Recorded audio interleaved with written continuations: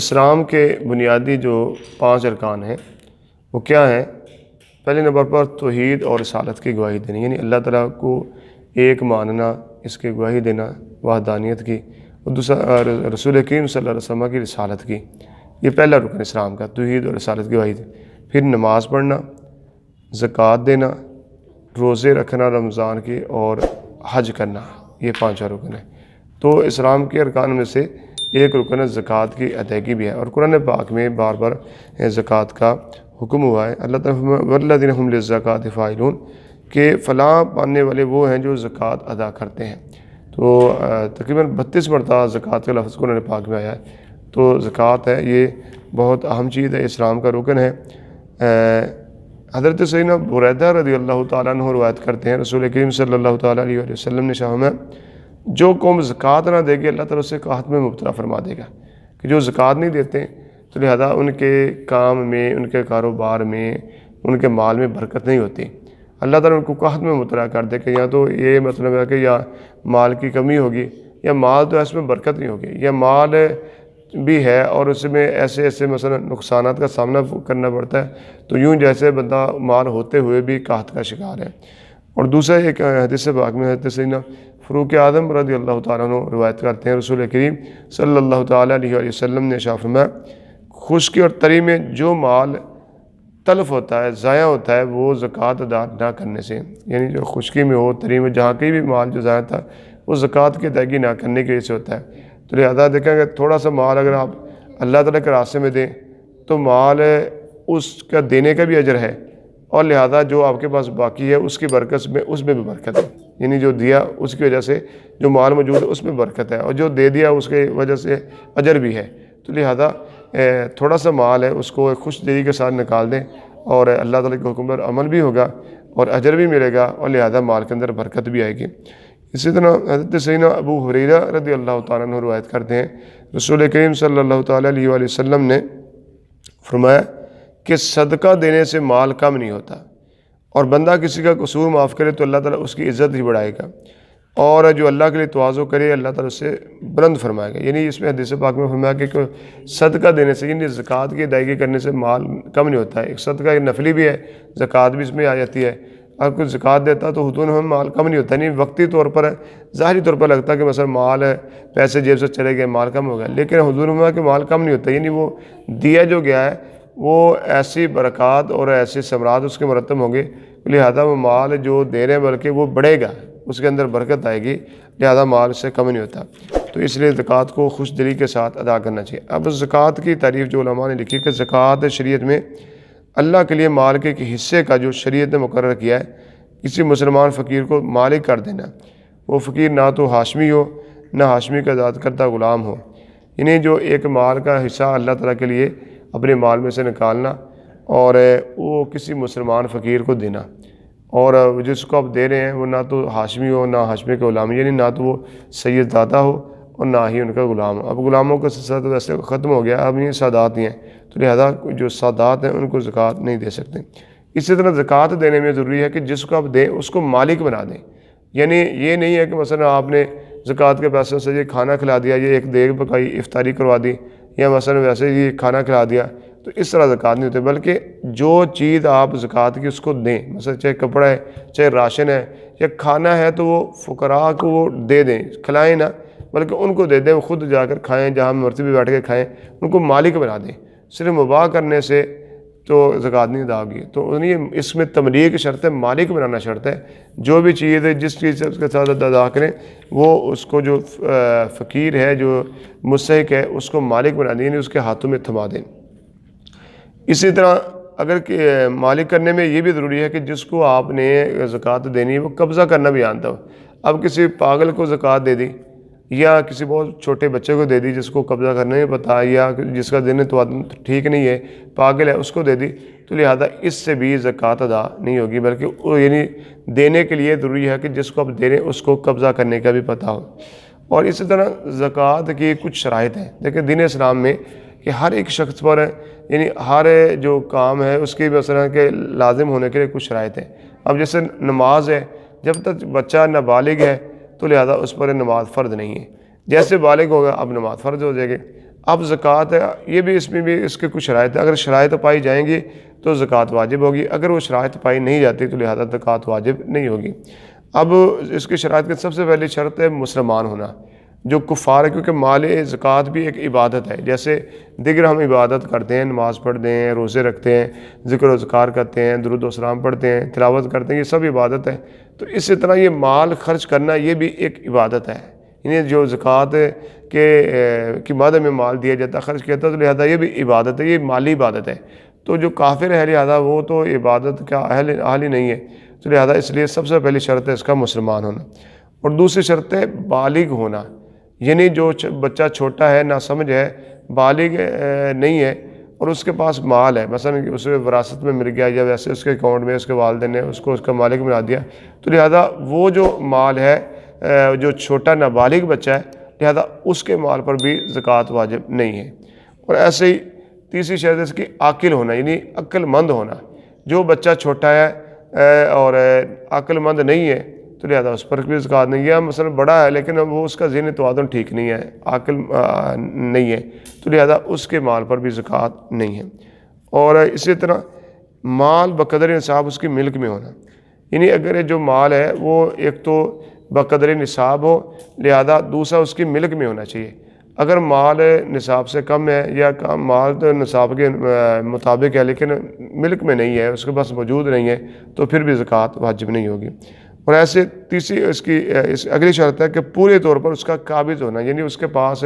جو مال ہے وہ قبضہ بھی ہو۔ اگر کسی کے پاس ہے وہ غصب کیا ہوا ہے یا کسی نے مال اس کا چرا لیا ہے، یا مثلا مال کسی نے لے لیا اور لہذا وہ دینے سے انکار کرتا ہے، تو لہذا تو جب تک نہیں مل رہا تو اس کی زکوٰۃ نہیں ہے۔ اور ایسے ہی اس کی شرائط میں سے کہ جو نصاب ہے وہ دین سے فارغ ہو، یعنی قرض سے فارغ ہو۔ اگر کسی کے پاس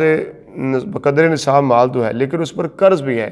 اور وہ قرض ادا کرتا ہے اور قرض ادا کرنے کے بعد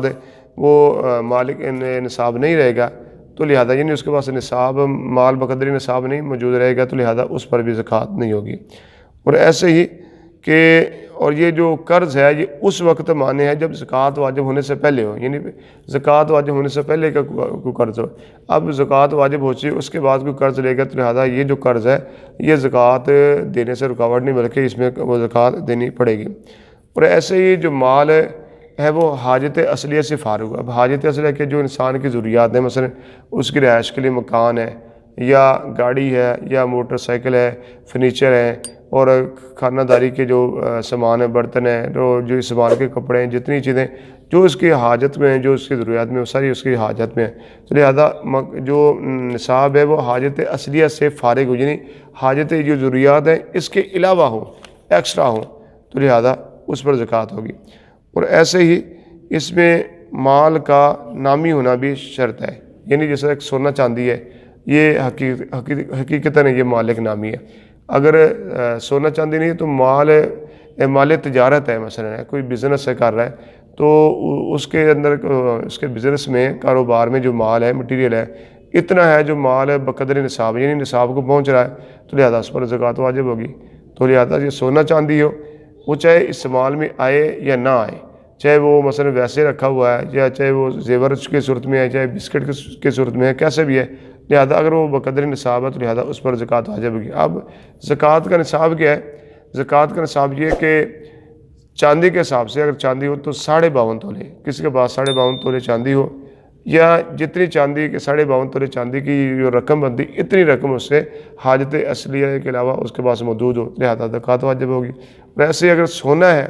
تو سونا مثلا ہے کہ 7.5 تولے اس کا نصاب ہے، تو 7.5 تولے جس کے پاس سونا ہو لہذا اس پر زکوٰۃ واجب ہوگی۔ اب 7.5 بھی شمار ہوگا اور اس سے اوپر جتنا بھی ہے وہ سارا کا سارا کاؤنٹ ہوگا اور سب کی زکوٰۃ دی جائے گی۔ ایسے ہی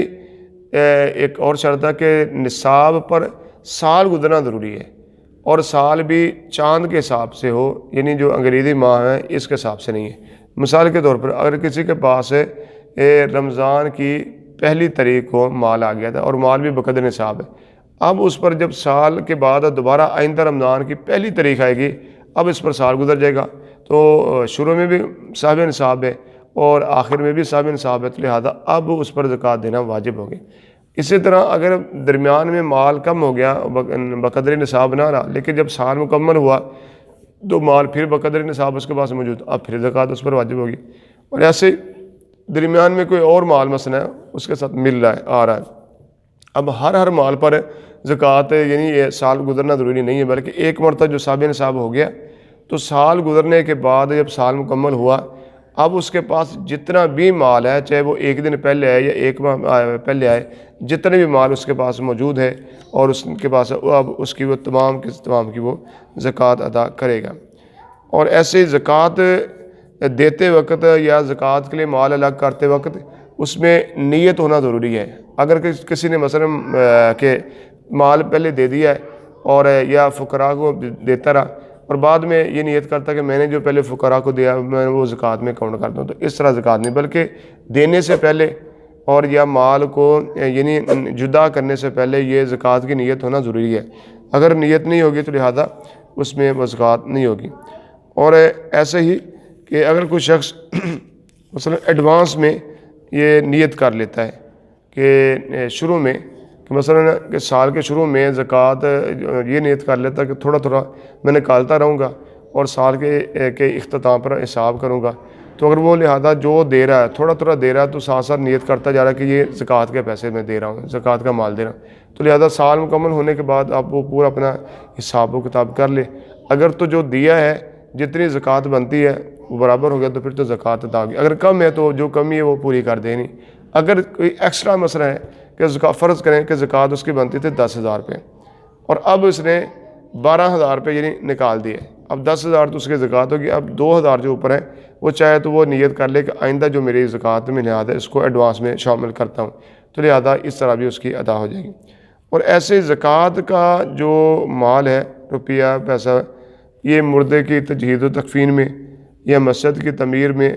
یہ صرف نہیں کر سکتے، کیونکہ زکوٰۃ کی شرائط میں سے تملیک یعنی مالک بنانا شرط ہے، تو لہذا تجہیز و تکفین میں یا مسجد میں تو لگانے سے ملکیت نہیں پائی جاتی، تو لہذا اس طرح بھی زکوٰۃ نہیں ادا ہوگی، بلکہ ایسا اگر کہیں لگانا چاہے تو کسی شریف فقیر کو پیسے دے دیں تو وہ مالک بن جائے گا، وہ اپنی اب مرضی سے اپنی خوشی کے ساتھ وہ چاہے مسجد کو دے دے یا تجہیز و تکفین کے لیے دے دے، لہذا اس طرح استعمال کیا جا سکتا ہے، یہ وہ اس کا جو دینا یہ جائز ہوگا۔ اور ایسے ہی علماء فرماتے ہیں کہ جو زکوٰۃ ہے وہ علانیہ طور پر یعنی دینا افضل ہے، اور نفل جو صدقہ ہے وہ چھپا کر دینا افضل ہے۔ اس کی حکمت یہ ہے کہ ایک تو چھپا کر دے گا تو لوگ اس پر تہمت لگائیں گے کہ اس شخص کے پاس مال ہے اور یہ زکوٰۃ ادا نہیں کرتا، بدگمانی کا شکار ہوں گے۔ اور دوسرا یہ کہ جب اعلانیہ دے گا تو دوسرے لوگوں کو اس سے ترغیب ملے گی، یعنی اس سے شوق پیدا ہوگا اور رغبت ملے گی، لہذا وہ بھی زکوٰۃ ادا کریں گے، تو لہذا جو زکوٰۃ ہے وہ علانیہ دیں۔ اور اسی طرح اگر اعلانیہ طور پر دے رہے ہیں تو اس میں اپنے دل پر توجہ رکھنی ضروری ہے، اگر تو اس کے اندر شہرت یا نمود و نمائش وغیرہ کا خیال آ رہا تو لہذا پھر تو وہ اس پر زکوٰۃ نہیں بلکہ الٹا گناہ گار ہوگا۔ تو جو بھی نیک اعمال کریں اس میں اللہ کی رضا یعنی اللہ کو راضی کرنے کی نیت ہونی چاہیے، لوگوں کو دکھانے کے لیے اپنی شہرت یا اپنی واہ واہ کا یہ نیت نہیں ہونی چاہیے، اس کو ریاکاری کہتے ہیں، اور لہذا اس پر وہ گناہ ہے